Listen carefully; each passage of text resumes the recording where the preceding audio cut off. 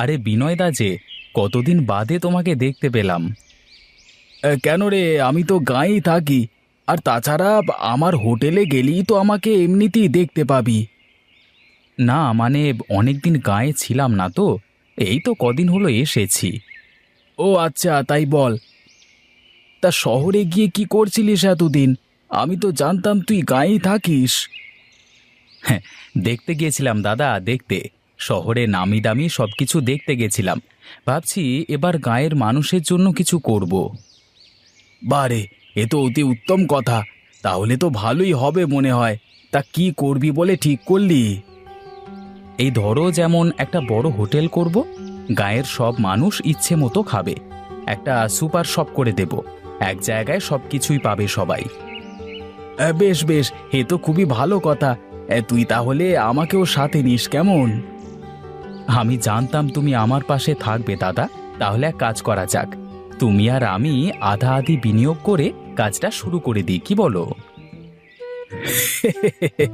মানুষের মুখে শুনেছি তুই অনেক বড় চাপাবাজ, কিন্তু আজ একদম নিজ চোখে তা দেখা হয়ে গেল। এসব ভণ্ডামি অন্য কোথাও গিয়ে করে যা যা। যা শালা, কাকে দেব কি বুদ্ধি! কেউ আমার কথা কিছুই মনে করে না। তেরি।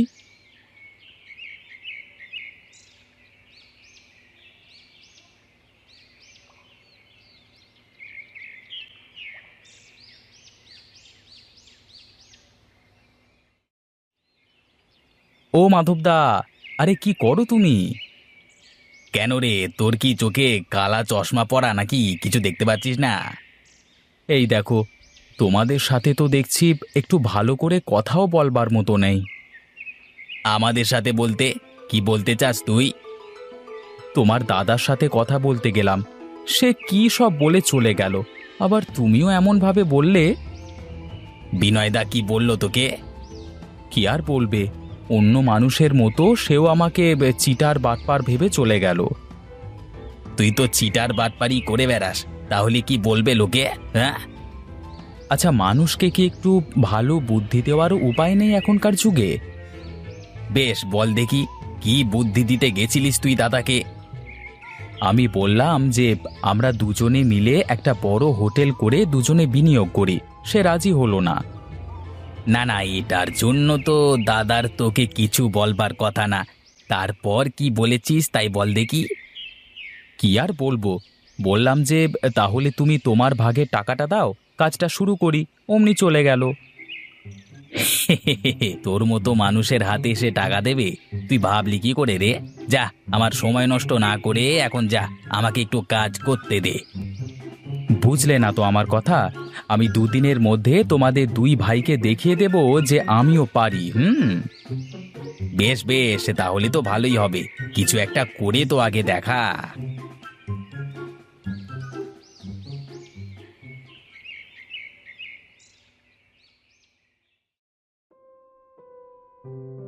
কিরে বাবা, এই রোদের ভিতরে কোথায় গিয়েছিলি তুই? আহারে, গাটা কেমন ঘেমে গেছে। জানো মা, আমার ঘুড়িটা আজকে অনেক দূরে উড়ছিল, অমনি জোরে একটা বাতাস এসে দুম করে সুতোটা কেটে নিয়ে গেল। ভালোই হয়েছে, তা না হলে তো আর এত তাড়াতাড়ি বাড়িতে ফিরতি না। ও মা, তুমি বাবাকে বলবে না আমাকে যেন কালকে একটা নতুন ঘুড়ি কিনে দেয়? দুদিন হতে পারলো না, নতুন ঘুড়িটা হারিয়ে আবার নতুন ঘুড়ির জন্য বায়না। তোমরা কিন্তু না দিলে আমি রমেশ কাকার দোকান থেকে কিনে নিয়ে চলে আসবো। না না বাবা, তার দরকার নেই। রমেশ আবার দোকান করলো কবে রে? তোমরা জানো না, বাজারের কাছে রমেশ কাকা দোকান দিচ্ছে, দেখলাম অনেকগুলো ঘুড়ি নিয়ে যাচ্ছে আজ। এই রমেশটা হয়েছে যত নষ্টের মূল, ছেলেপেলের মাথায় ভূত চড়িয়ে দিচ্ছে। বলো না মা, আমাকে একটা নতুন ঘুড়ি কিনে এনে দিতে বলবে? হ্যাঁ রে বাবা, হ্যাঁ বলবো। এখন যা, ঘরে গিয়ে গা জুড়িয়ে নে। রামুদা, হাতের কাজটা শেষ করে একটু এইদিকে এসো তো। এই বলেন দাদাবাবু, কি বলবেন? বসো এখানে। আপাতত খরিদ্দার তো নেই। বলছিলাম যে ব্যবসার যে পরিস্থিতি, তাতে করে তো হোটেল চালানোই মুশকিল হয়ে যাচ্ছে দাদা। হ্যাঁ, তা তো দেখতেই পাচ্ছি। হ্যাঁ, কিন্তু একটা কাজ করলে মনে হয় ভালো হতো। কি কাজ বলো দেখি শুনি।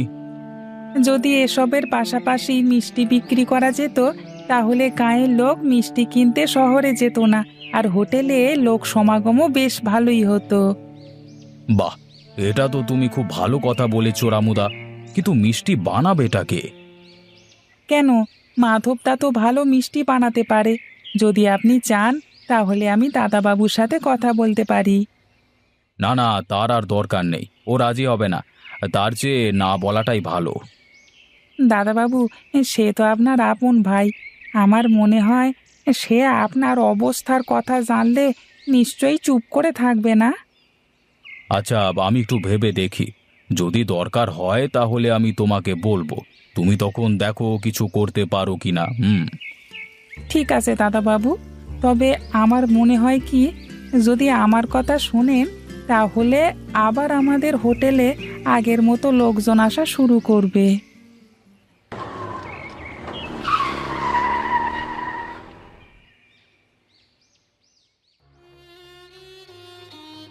কতবার বলেছি রাস্তাঘাট পার হওয়ার সময় একটু এদিক সেদিক দেখে পার হবে, কে শোনে কার কথা। মা, তুমি থামবে?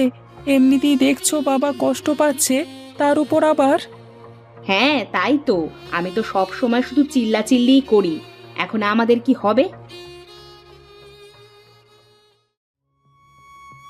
এই নাও বৌদিমণি, এখানে দাদাবাবুর 7 দিনের ওষুধ আছে। এত টাকা তুমি কোথায় পেলে রামুদা? কোথায় আর পাবো, এগুলো তো আমার নিজের টাকা। এসব টাকা তো দাদাবাবুই আমাকে দিয়েছে। তাই তার এই খারাপ সময়ে যদি আমার এই টাকাগুলো তার কাজে না লাগে, তাহলে যে আমি মরেও শান্তি পাবো না। তোমার এই ঋণ আমরা কোনো দিনও শোধ করতে পারবো না রামুদা। আচ্ছা, এসব কথা পরে হবে। কই গো বৌদিমণি, ওষুধগুলো আগে খাইয়ে দাও। আমি এখন আসি, হ্যাঁ? ওদিকে হোটেল আবার খুলে রেখে চলে এসেছি তো। দেখলে গিন্নি, তুমি এই যে আমাকে বলো না যে আমি সারা জীবনে কি করেছি, এই হলো তার প্রমাণ। বুঝলাম। তুমি যদি কারো বিপদে পাশে থাকো, তাহলে তোমার বিপদেও তুমি কাউকে না কাউকে ঠিক খুঁজে পাবে। তুমি ওষুধগুলো আগে বাবাকে একটু খাইয়ে দাও মা, আমি একটু বাইরে থেকে আসছি।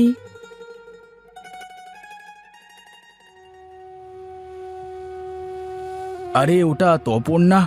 ও এখানে বসে আছে একা কেন, দেখি তো।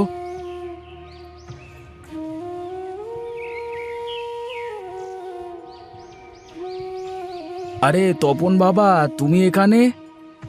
এই দিক দিয়ে যাচ্ছিলাম, তাই তো একটু বসলাম এখানে। এই দিক দিয়ে কোথায় গিয়েছিলে তুমি? বাবা তো অসুস্থ, তাই একটু হোটেলে গেছিলাম। কি হয়েছে দাদার? তার পায়ের উপর দিয়ে ট্রাক চলে গেছে, পা ভেঙে গেছে কাকু। বাবা অনেক কষ্ট পেয়েছে। এত বড় একটা ঘটনা ঘটে গেল, অথচ বৌদি আমাদের জানালো না। আসলে কাকা, মা বাবাকে নিয়ে খুব ব্যস্ত, আর হোটেলে তো তেমন কেনা বেচা নেই, তাই সংসারে বেশ অভাব চলছে এখন আমাদের। এবার বুঝেছি কি জন্য দাদা বৌদি আমার সাথে যোগাযোগ করে না। চলো বাবা, আমার সাথে চলো।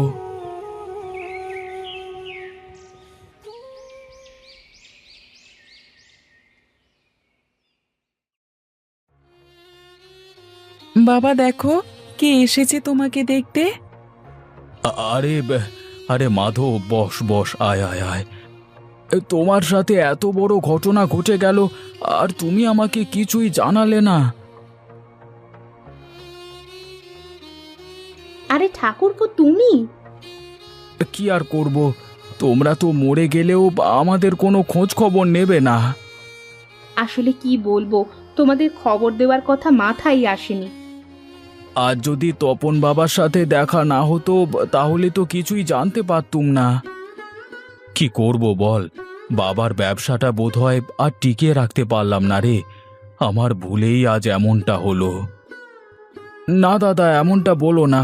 তুমি তো একবার আমাকে বলতে পারতে। আমি ভাবলাম হয়তো তুই এখনো আমার উপর অভিমান করে আছিস, তাই তোকে আর কিছু বলতে যাইনি কখনো। তুমি এমনটা কি করে ভাবলে দাদা? তুমি বিপদে পড়লে আমি চুপ করে বসে থাকবো?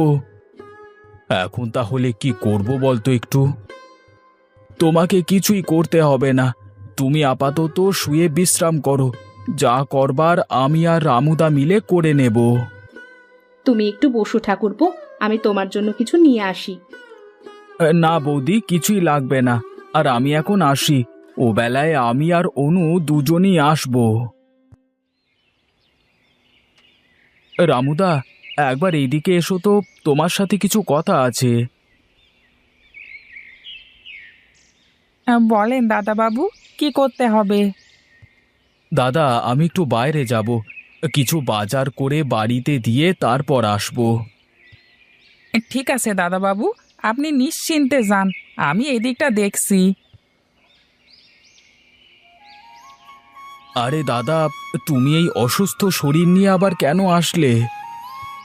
হাঁটতে পারি কিনা চেষ্টা করতে গিয়ে দেখি পায়ের ব্যথা সব দূর হয়ে গেছে, তাই তো ভাবলাম হোটেল থেকে একটু হেঁটে আসি।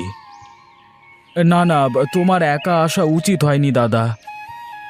আমি একা আসিনি, সাথে তপনও এসেছে। কই, তপনকে তো দেখতে পাচ্ছি না। আরে রমেশ যে, কি খবর তোর? এই যে দেখছো ঘুড়িটা, এটা কোথাকার জানো? না না, বল দেখি। এটা হলো আমার দোকানের। আমি এখন ঘুড়ি বিক্রি করি। এলাকার সব ছেলে মেয়ে আমার ঘুড়ি ওড়ায় আকাশে, আমি ওদের মুক্ত পাখির মতো উড়তে শেখাই। পাগলটা শেষমেশ একটা মুদির দোকান করেছে রে মাধব। এখন থেকে হোটেলের সব সদাই পাতি ওর দোকান থেকেই নিস। ঠিক আছে দাদা, তুমি যা বলবে তাই হবে। আর এটা তো এখন দুটো সংসারের একমাত্র রোজগারের জায়গা। দাদা, আমি এখন ভালো হয়ে গেছি। কথায় আছে না, নীতি নিয়ে ব্যবসা না করলে ব্যবসা টেকে না। আমিও তোমার মতো নীতি নিয়ে ব্যবসা করি। ঠিক আছে ঠিক আছে, এখন থেকে তাহলে তোর দোকান থেকেই হোটেলের সব বাজার করব। চলো দাদা, তোমাকে বাড়িতে পৌঁছে দিয়ে আসি। এই নাও দাদা, এই টাকাগুলো রাখো, একেবারে বাজার করে বাড়িতে যাবে। রমেশ, ভালো করে বাড়িতে পৌঁছে দিয়ে আসিস কিন্তু, হ্যাঁ?